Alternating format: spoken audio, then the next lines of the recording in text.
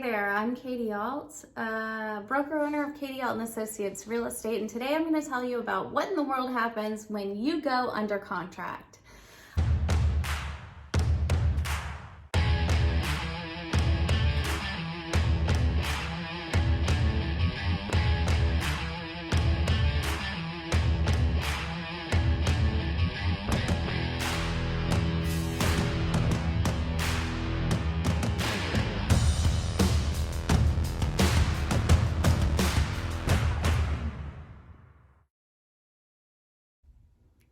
Hi, I'm Katie with Arlt Associates Real Estate, a boutique-style, independently owned real estate company in Georgia. And today I'm going to tell you all about what in the world happens when you go under contract on a house. Whether you're the owner of the home or you're buying the home, there are lots of things that happen along the way that we have to stay on top of. So I'm going to give you a quick recap so that you know exactly what to expect. So, as soon as you go under contract, that means you've signed and the other party has signed and all parties have been notified and have a copy of it. And you are officially under contract. And that is the binding agreement date. And everything in real estate, in a real estate deal, is measured or happens based on the binding agreement date pretty much. So once you have a binding agreement date, the clock starts ticking on the due diligence period. And the due diligence period is going to be a certain number of days that the buyer can get their home inspection and ask questions and look around and decide if this is actually the home for them. And they can choose to terminate the agreement and release the earnest money back to them if they choose for any reason. So the clock starts ticking during that due diligence period. The inspector is going to come out if they choose to hire an inspector. That is optional. It's not required, but it is recommended because this is one of the biggest investments you'll ever make in your life. So why not hire a professional and make sure that everything's okay, right? So the inspector is going to come out and they could be there for 3 or 4 hours. And then maybe later that day or the next day, they're going to send you the inspection report. And the inspection report is going to be, it could be 30, 40 pages all the way up to 70, 80, or over 100 pages. Sometimes it's going to include every single thing. I mean, if a light bulb is out, a crack in the driveway, a little leak under the sink, I mean everything. They test, they turn on the stove, they test everything pretty much. So, and I've had multiple inspections on the same property that all came out differently, so you just never know. So that's going to happen. And once the inspection report comes back, the buyer and the buyer's agent and their team's going to read the report. And then they're going to decide, are we okay with buying the house like this? And should we go back and ask the seller to either A, fix any of this stuff, or B, give us a credit, maybe some closing costs or a price reduction to cover it, or C, or we're just out of here because this house has problems and we're not going to deal with it. You know, a lot of times we kind of get the feeling ahead if that's going to happen, and we have a pretty low rate of termination once we've had a buyer that pays for a inspection report because, you know, unless you're buying a brand new house, every house is going to have things that are wrong with it, and there's people out there to fix it. We have a really great network of vendors and contractors and home service providers that can help us, and a lot of times we can actually work with them to get work done on the house, and the homeowner or the buyer or whoever can pay for it at closing a lot of times. So there may be a lot of solutions that you're not expecting, thinking, oh my goodness, I know something's wrong with this house, but I don't know, I just have a feeling or whatever, you know? So try to not get emotional, hang in there. We can make it work. We can find a win-win for both parties. So once we get past the inspection, usually the lender, the mortgage lender, if the buyer's financing the home with a mortgage loan and not paying cash, this is the time when the bank is going to hire an appraiser. Now, nowadays in 2021, it's not like when I first started selling real estate in 2006. You can't choose your own appraiser. The bank hires an appraisal management company who hires the appraiser. And the appraiser does the report, and it's kind of out of all of our hands. Sometimes we can send the appraiser some comparable properties or a list of upgrades depending on any work that you've done on the house since you've owned it. And hopefully it comes in at the appraisal value, because if it doesn't, then as long as it's during the appraisal contingency period, the buyer may ask the seller to reduce the price or negotiate to meet somewhere in the middle. Because here's the thing. When you have an appraisal on a home, the bank will loan based on the appraisal value, not the contract value. So if you have a contract for $1 million and your house appraises for 800, there's $200,000 extra dollars that a buyer is going to have to come up with to pay cash if they want to get to closing, or the seller is going to have to lower the price. So that is something that comes up now and then. I've had a lot of experience with appraisals and appraisers. I've actually sold homes for appraisers.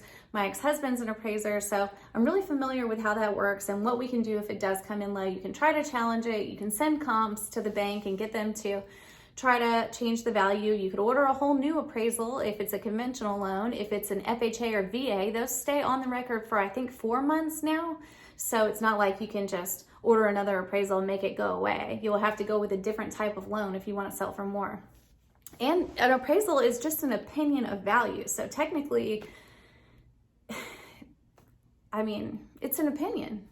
So I've paid over appraisal. I've had family members that paid over appraisal. I know that sometimes an appraiser has a bad day or doesn't feel like searching for comps and uses stuff that doesn't make sense.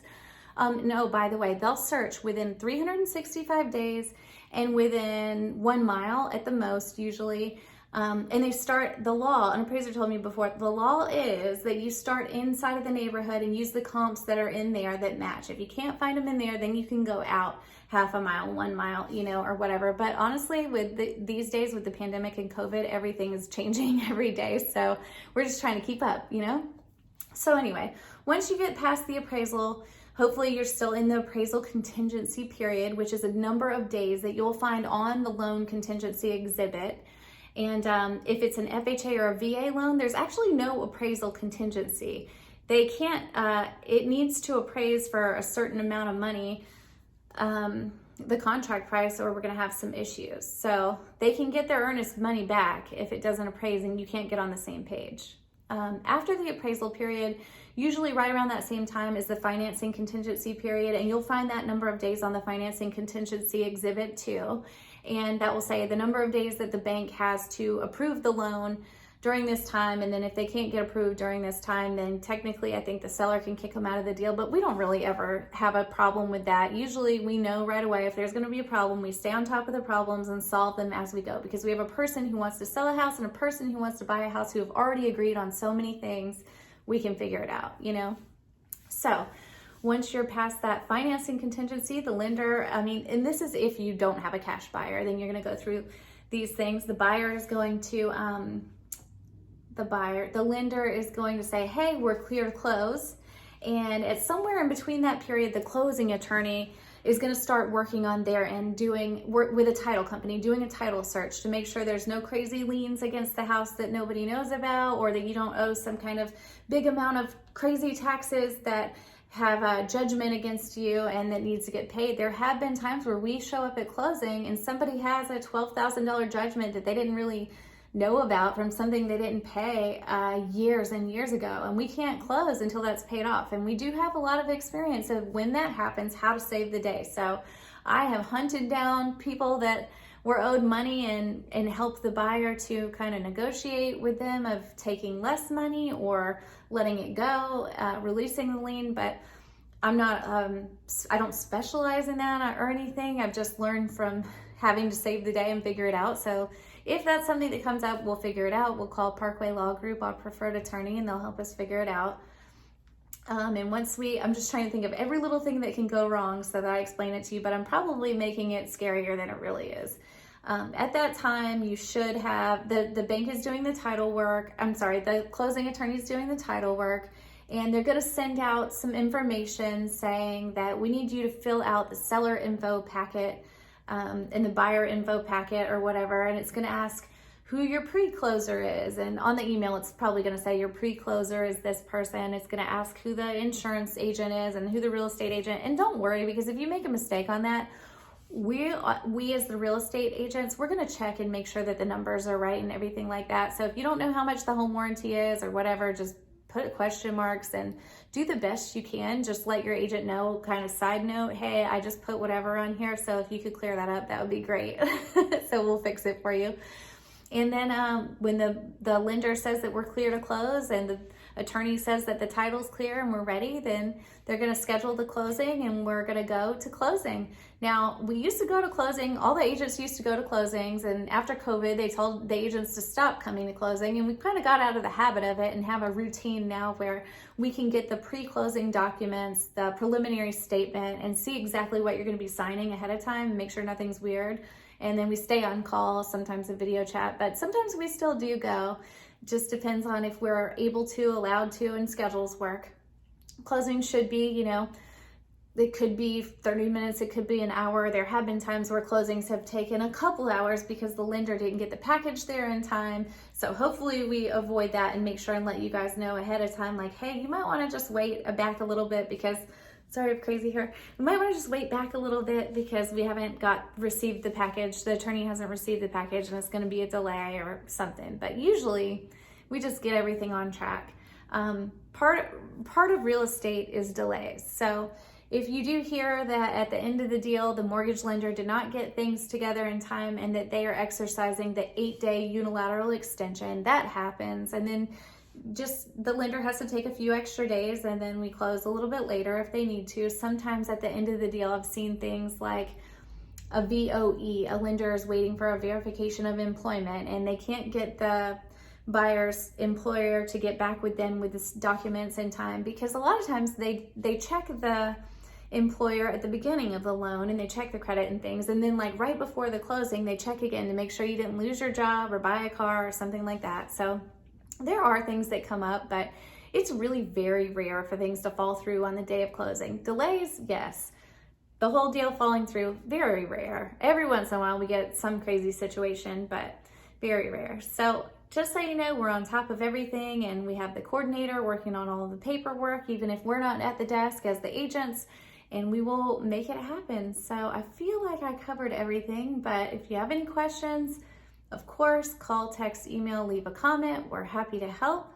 And if you know anybody who's thinking of buying or selling a home in Georgia, please reach out. We're happy to help for a free consultation. Like, it's no big deal. It's our job. It's a pleasure to run numbers and the comps and see what's going on for you, or connect you with a mortgage lender, or connect you with a really great cleaning lady or a contractor or anything. After 15 years in the business, I have a lot of good contacts and I'm really happy to help because of all the people who helped me when I needed help. So don't hesitate to reach out, and thanks so much for watching.